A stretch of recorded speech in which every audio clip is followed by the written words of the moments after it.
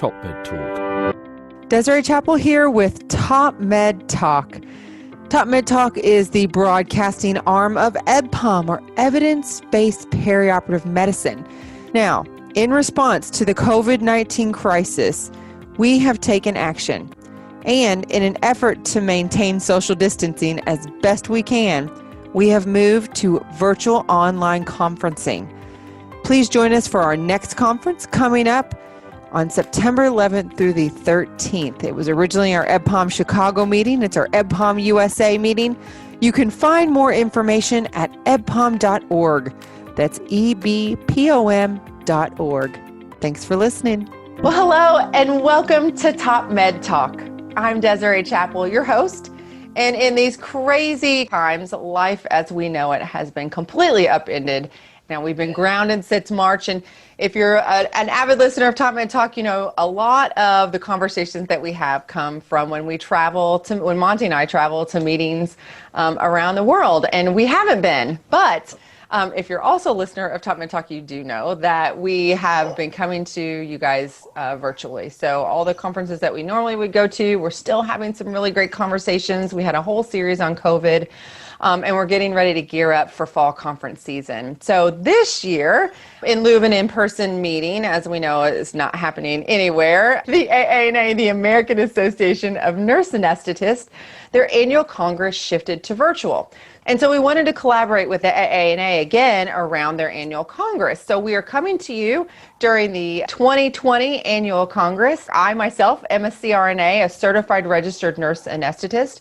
And for all of our global listeners, I am a nurse trained to deliver anesthesia, and my professional organization is the American Association of Nurse Anesthetists. So very excited to be here sharing these fantastic conversations. I'd like to introduce our first guest at the AANA 2020 Virtual Annual Conference, here to discuss a very, very important topic, especially to us in anesthesia: suicide prevention, specifically for CRNAs and SRNAs, which are student nurse anesthetists. We have members of the Health and Wellness Committee for the AANA, and our first guest is Chuck Griffiths. Chuck, thank you so much for joining us. My pleasure to be with you. I just want to really thank both TopMedTalk and AANA for this opportunity. Also joining us for our conversation today is Farah Leknich. Hi, thank you for having me. And lastly, we have Kathy Horvath. Kathy, thank you so much for joining us. Thank you for having us. It's really a great opportunity for us to talk really about a really important topic for our profession. So thank you for having us. Yeah.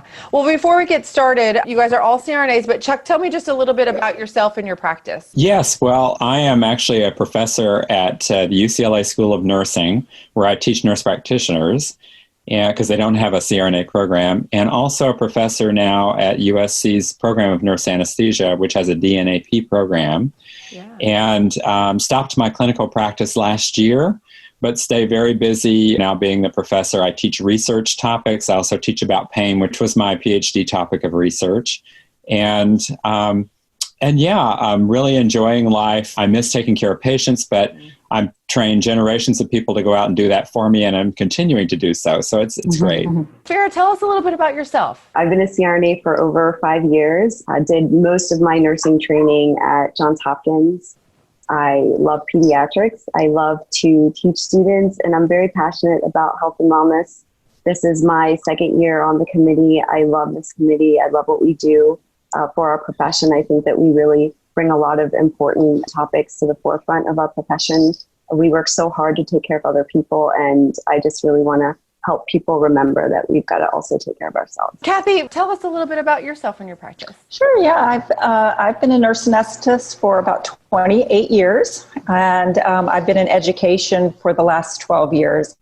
I'm currently an assistant professor and program director of the DNP Nurse Anesthesiology program at Johns Hopkins University in Baltimore. I am also a certified healthcare education simulationist. So simulation is kind of my topic of research and interest in the education world. Secondly, I did my DNP project kind of related to health and wellness. And so health and wellness of our profession has always been an interest of mine and real passion, because I really care for people and care for the members of our profession. So. Absolutely. Absolutely. Wonderful. Yeah, we can't really take care of anyone else if we're not taking care of ourselves. Mm-hmm. And Chuck, start us off and tell us a little bit about the presentation that you guys did for the AANA and why this topic hits home so much in our world of anesthesia. The AANA Health and Wellness Committee actually had a charge this year to look at suicide prevention for the profession. We'll talk about some of the reasons why, but that was our charge. And so as one of the activities that we engaged in as a committee, we put together a presentation that I urge folks that are listening in today to the TopMedTalk to actually tune into as part of the AANA meeting. It's entitled Suicide Prevention for Certified Registered Nurse Anesthetists and Student Registered Nurse Anesthetists. And basically what we did with the presentation, as you will hear when all of us talk, because we're going to kind of recap some of the major points that we covered, was we looked at the phenomenon and we looked at why it's important to us as healthcare providers. And we also looked at ways that we can help each other. As Kathy so clearly said, we take care of the world, but we don't take care of ourselves. And so this is about that. It's about us taking care of ourselves and each other. How prevalent is suicide within our tribe of CRNAs in anesthesia? It's interesting that you asked that, because one of the problems currently that we face is that we haven't had any work done in the area of wellness and suicide for about 10 years. Our wonderful colleague, Anthony Chippis, and his colleagues about 10 years ago did a study of wellness in CRNAs and SRNAs, and part of what he looked at was suicide. And at that point, in the sample of students that he looked at, there was a considerable percentage of students that had admitted to suicidal ideation. All of us, every single one of us, have heard of CRNAs, practitioners committing suicide. When I was a chief CRNA and a program director, one of my former students who had become the president of the California Association of Nurse Anesthetists committed suicide. And I've lost numerous medical colleagues as well, anesthesiologists and anesthesia residents. So it's out there. It's a problem for us. And again, that was part of the reason why the board decided to give us this charge. And again, I think if anyone tunes into our presentation, looking at all these different aspects of this problem, you'll agree at the end of it, this is something we need to look at, and there are things that we can do. Before we got started, you were telling me about a student that recently committed suicide, even in this last year, and two in 2019. We really are seeing that rate of suicide for our CRNA students? Yes. In the last couple months, all of us got a report that there had been another student suicide. One of the onuses that really started the AANA board on this journey of coming to the Health and Wellness Committee and giving us this charge was a terrible situation that happened in the fall of 2018. Two students in a program in the country got together and committed suicide together. And it was such a blow that it just really sent shockwaves through the entire profession. And the board came then at that point to us and to their committees and said, we need to do something about this. What can we do? One of the solutions that they had was to do research, which I volunteered to do, actually. I've taken it on, and we're going to do a national survey, just like our wonderful colleague Anthony Chippis did 10 years ago. We're going to update that and get information. One of the other ways of approaching it was looking at the resources that we already had in our Health and Wellness Committee and in our Peer Assistance Committee and applying those to the problem of suicide. Again, in response to that, there were at least 2 more student suicides since that double suicide in 2018. Mm-hmm. It's just a charge that all of us have to respond to. Kathy, anesthesia is a high-stress environment for a multitude of reasons. So tell us a little bit more about that. I know that was something that you presented on. I mean, you're exactly right. Our lives in general are stressful at times. And then, we work in a very fast-paced, complex environment. So our work environments can be stressful. And, unfortunately, a lot of times we don't know that people are experiencing stress. It's not evident on their face. Risk factors for suicide, stress definitely is up there, along with mental health disorders. Depression and anxiety have definitely been associated with suicidal ideation and the act of suicide. Also, risk factors could be things like alcohol use or abuse, a history of past trauma or abuse, a history of physical illnesses or chronic illnesses that somebody's struggling with.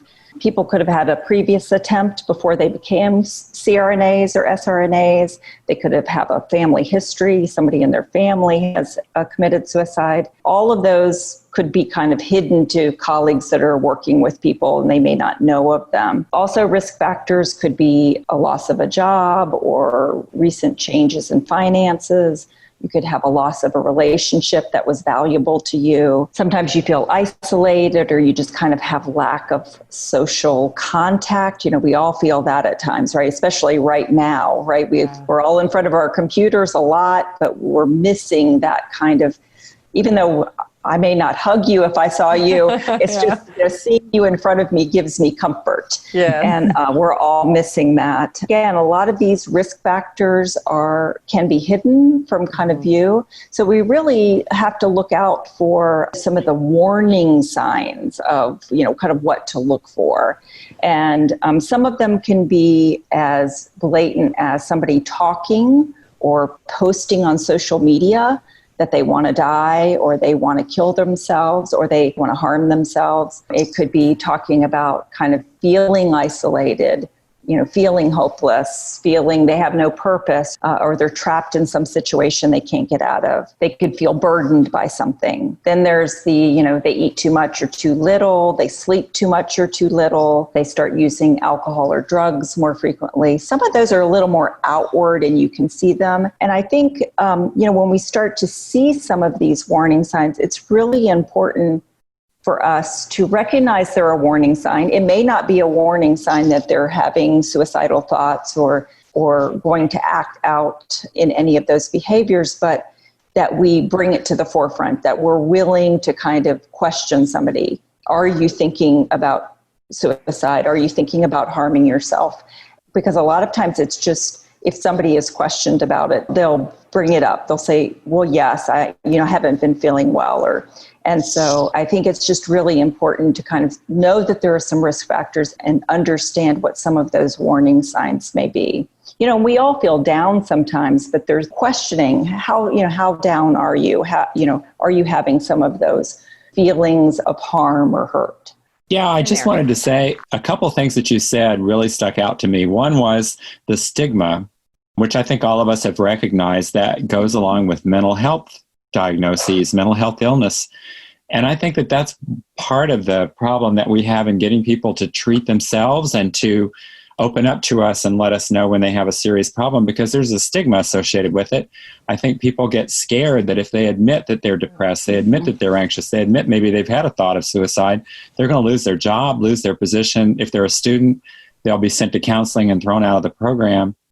I think the other thing, we have access to very potent drugs, immediate access to them. And if we want to do ourselves in with using those drugs, we can do it very quickly and very easily because we know how to do it. And so again, I think that that's part of the reason why we're having this presentation, because if people do get into the situation where they are starting to contemplate suicide, they can move very quickly to an effective means if they're in our profession. Farrah, one of the questions to bring you into the conversation, and I'm sure Chuck and Kathy can attest to this, CRNAs that come into the profession usually are a certain type of personality. I mean, we're all very not all, I mean, that's an overgeneralization, but I can tell you a lot of us are type A personalities. We like to do things our way. It's a very rigid thing. Do you think that contributes at all to this? Absolutely. A lot of us are very driven, very type A. We want to be the best that we can be. A lot of us are perfectionists. And so what happens when you're feeling down and you're feeling suicidal is you feel like you have to handle it yourself. I have to be strong. Just like I'm strong in my profession, I'm a leader, I'm taking care of these patients, I'm making these tough decisions autonomously. I need to be able to handle myself. And if I reach out to somebody, or if I say something that might clue somebody in that I'm not doing well, then it's a sign of weakness. And it really is a part of the stigma that we have to knock down. And unless we do that, we're unfortunately going to lose more people. We want to save as many people as we can. And the more that we normalize it, that people do feel suicidal at times, that they do feel really down, that sometimes they can't cope with things as well as they would like to, the better we're going to be able to help these people to prevent suicide. I agree. And then one other thing that I wanted to touch on too, and maybe Farah, you can talk to this too, because you're a recent grad, is financial debt. You know, students are coming out with so much more debt than we ever did. I mean, I've been in it for 20 years. I know, or for about 10 or 15 years, and it's a lot of money. And you hear just in general, suicide, finances are usually or a common reason why people do that. Do you think that's contributing to maybe some of the things that we see with student nurse anesthetists and, nurse anesthetists that are just getting out? I do. I know that it's a big factor when it comes to deciding whether or not to go to school. A lot of people have that drive, they have that passion, they want to be a CRNA, and they're like, how can I pay for this? I can't work during the program. I don't see how that's going to work. And a lot of people have to take out a lot of loans. And then when you come out of school, you're working, you want to do the things that you always dreamed of doing by becoming a CRNA. You want to buy a house, you want to get a car, take care of your family, but you have student loans. And the thought of that is so daunting to a lot of students. So I definitely think that's a big factor. Yeah. Well, Kathy, and both you and Chuck can probably talk about this, recognizing this in our colleagues. And it's very difficult, I'm sure. I mean, I've never been in this situation personally, but, just even asking someone, how are you doing? How do we go about approaching this with our colleagues? And then the second question is, what are we teaching our student nurse anesthetists when it comes to suicide and those risk factors and those things? In education, I've certainly had students that I have had concern for, and from a caring nature, I just bring them into my office and say, I care about you, so I'm going to question you. I'm going to question some of your behavior, maybe some of the things you're saying, just because I want to make sure you're okay. And if you're not okay, let's talk about, maybe some resources I can guide you to, or the counseling center on campus, or, other resources they can access. The AANA does have a health and wellness curriculum. It's tied to substance abuse, but the first part of that curriculum is health and wellness. Mm-hmm. So I know when they rolled that out, they encouraged programs to adopt it or to use something like that. The Council on Accreditation for Nurse Anesthesia Programs requires there to be health and wellness curriculum. So you do have to talk to your students about that. And I think, a lot of programs have gone over and beyond that, in that they've implemented health and wellness activities in their programs. They try to support collaborative work and activities and play. They might do community service things together. There can be a student rep on the health and wellness committee, and sometimes they can bring back ideas about activities they can do in the program. There's also, on the health and wellness website, there is a student side that gives tips that for students to stay healthy. It takes a village to sometimes keep everybody, in a good place. So I think it's just, again, recognizing that we all struggle at different times and just swooping in to help when you can. And I'm not a counselor, so I can't provide that kind of service, but I can certainly help them find it on campus. Yeah.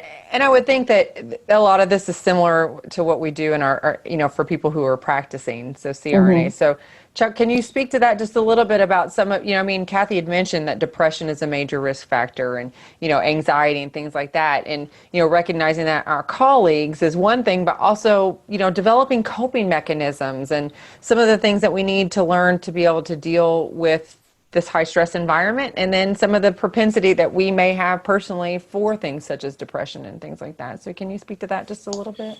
I can. I'd like to start by just giving people a phone number. Okay. There is an AANA peer assistance helpline, mm-hmm. and anybody can call that helpline that's in crisis. It's staffed 24/7 with psychological expert folks who know how to respond to people in crisis.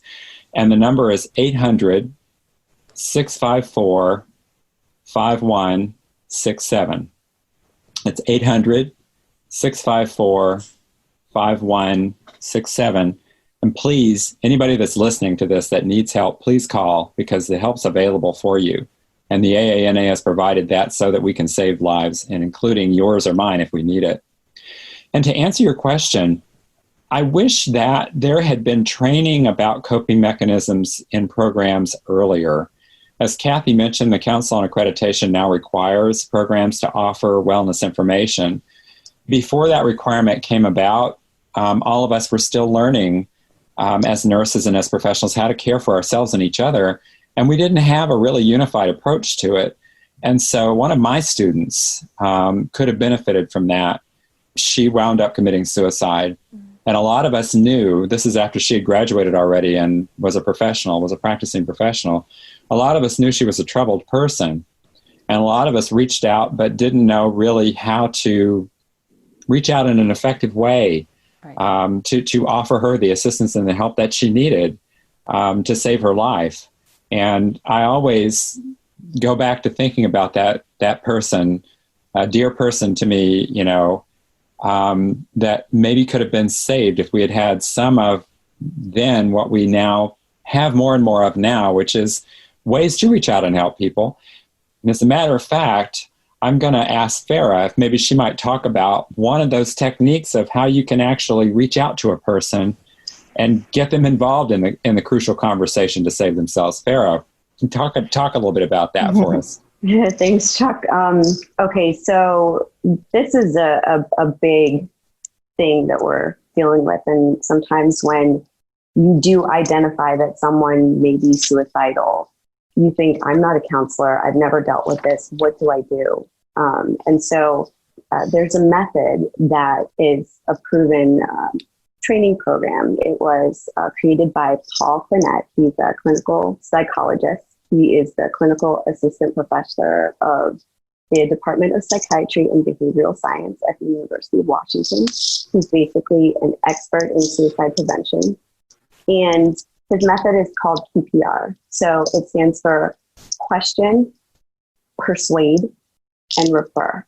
So you want to go to the person and you want to question them. You want to question them directly.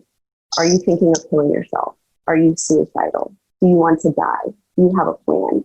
And you have to be direct. It's kind of scary if, I ask direct questions, is that going to put that in your head? Well, thinking of ending your life is such a big decision. No one goes into that lightly. So you're not going to put that into their head. They've already thought about it. So the only way to really be able to effectively intervene is to question them directly. After you question them, and they might say, yeah, a lot of people actually, about 80 to 90% of those who end up completing suicide have already expressed it to at least one other person. They want to talk about it. They want help. So the next one, persuade. You want to persuade them to allow you to help them right then, right now. You don't want to leave them alone. You don't want to charge them with going to get help themselves.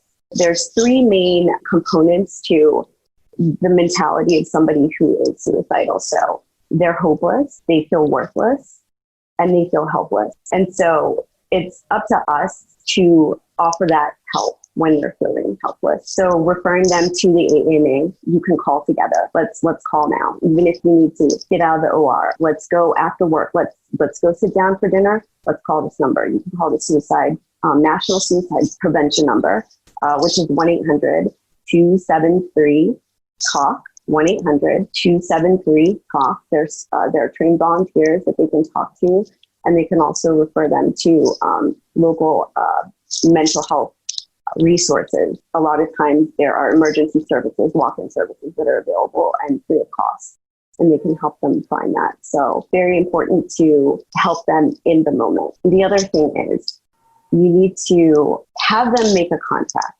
So a no suicide contract, those are very effective. So you say to the person, okay, let me help you. And while I'm helping you, let's make a contract because you're not going to kill yourself. Let's do this first. Let's call this number. Let's see if we can get you to see a counselor. Let's get you to this resource. And a lot of times they'll say, yeah, because they really do want the help. They're thinking about suicide because they don't think that there's help. And if you offer them help and you offer them hope, then that's one stepping stone to getting them to saving their life.